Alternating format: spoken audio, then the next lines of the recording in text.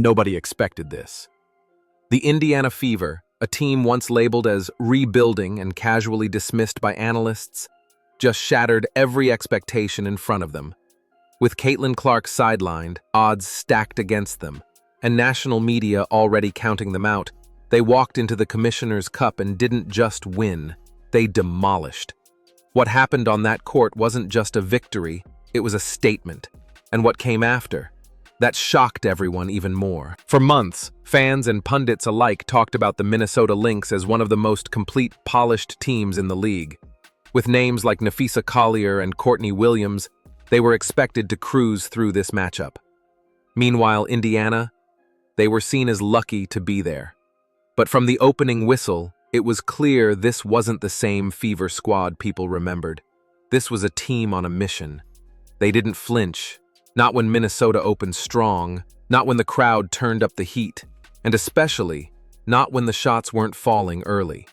Instead, Indiana clamped down on defense, adjusted their pace, and unleashed an 18-0 second-quarter run that flipped the game entirely. You could feel the shift. Something was brewing. Let's talk about that post-game press conference. If there was a moment that embodied what this game did to Minnesota, it was Cheryl Reeve's dazed, defeated expression.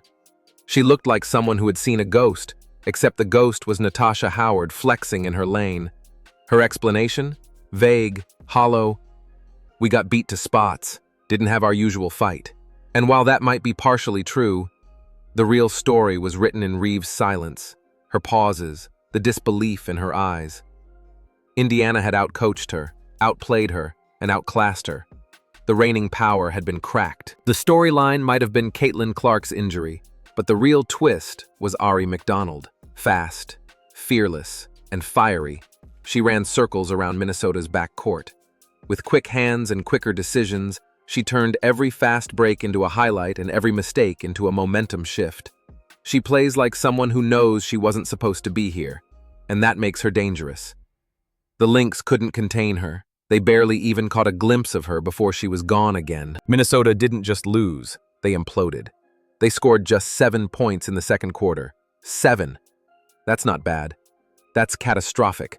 Turnovers, missed layups, defensive lapses, you name it, they did it. And let's not ignore the elephant in the room. They were out-hustled. The Lynx played like the favorites who believed their own headlines. Indiana played like they had something to prove. One team came for a trophy. The other looked like they forgot it was even a competition. While Reeve struggled to adjust, Stephanie White looked calm, focused, and in control. She rotated players at the right times, threw in defensive schemes that confused Minnesota, and let her stars cook. Her adjustments in the second quarter didn't just change the flow, they strangled the Lynx offense entirely. She deserves all the flowers.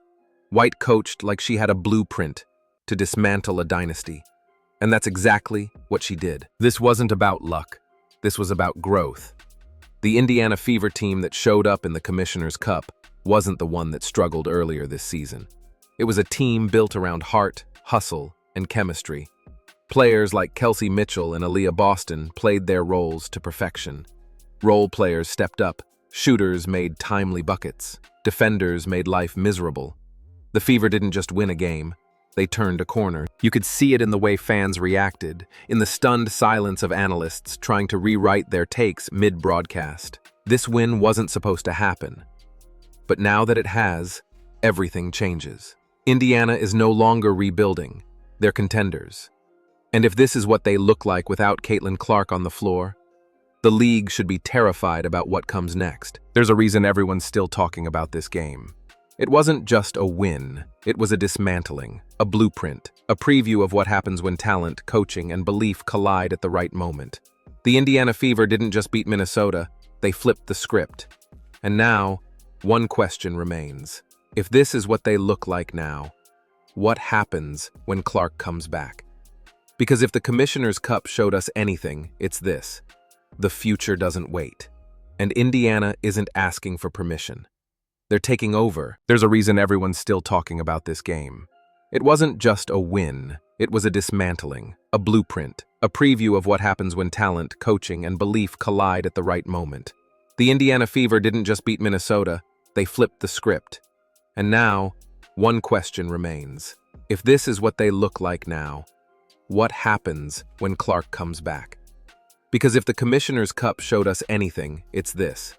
The future doesn't wait. And Indiana isn't asking for permission. They're taking over